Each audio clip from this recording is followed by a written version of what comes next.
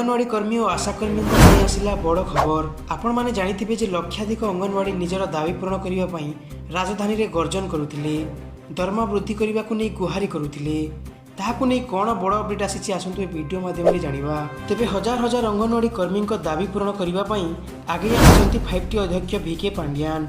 खूब शीघ्र किंबा अल्प किछि दिन मध्यरे अंगनवाड़ी कर्मी, आशाकर्मी, सहायक कर्मी एवं स्वच्छसेवी मानकर दरमा बढ़िबो बोली राज्य सरकार सूचना दैछंती।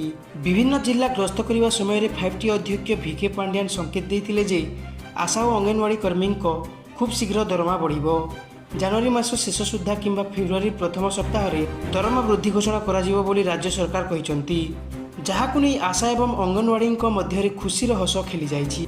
केवल अंगनवाड़ी नुह ताहा सहित आशाकर्मी, जलसाथी, स्वच्छ साथी समस्त दरमा वृद्धि हेबो एवं जनवरी शेष आड़क ही दरमा वृद्धि को नहीं खुशी खबर मिलिबो बोली राज्य सरकार कहिसंती। 5T अध्यक्ष VK पांड्यान गजपति जिला गस्तरे जाइथिबा बेले अंगनवाड़ी एवं आशा दीदी दरमा सह भत्ता वृद्धि कथा कहिथिले। हेले एबे हिताधिकारी मनरे आउ एक बड़ द्वंद्व सृष्टि होछि जे केते बढ़िबो अंगनवाड़ी कर्मी और आशा कर्मी दरमा, जहाकु नै कोनोसी स्पष्ट मूल्यांकन हे नाही।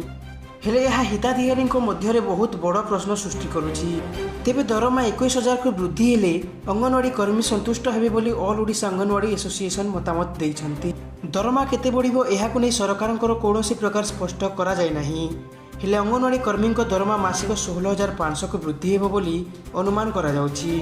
तेबे अंगनवाड़ी कर्मी कहिबा कथा जे अंगनवाड़ी कर्मी को सरकारी मान्यता दिया जाऊ, तांकर प्रमोशन, SMP, रिटायरमेंट बेनिफिट सह मृत्युकालीन सहायता राशि मध्य प्रदान करा जाऊ बोली अंगनवाड़ी महासंघ दाबी करथिले।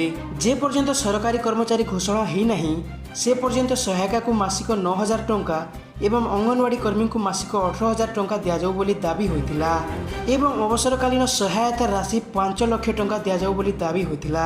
तेबे साधारण निर्वाचन को दृष्टि रे रखी मुख्यमंत्री नवीन पट्टनायक अंगनवाड़ी कर्मी समस्त दाबी पूरण करने को जाउछंती, जहाँकि अंगनवाड़ी कर्मी समस्त दाबी बहुत शीघ्र पूरण हेबो। प्रतिश्रुति पूरण दिगरे सरकार पदक्षेप न नेले आगामी दिन में राजधानी रे पुणी चक्का जाम हेबो बोली चेतावनी दैछंती संघ।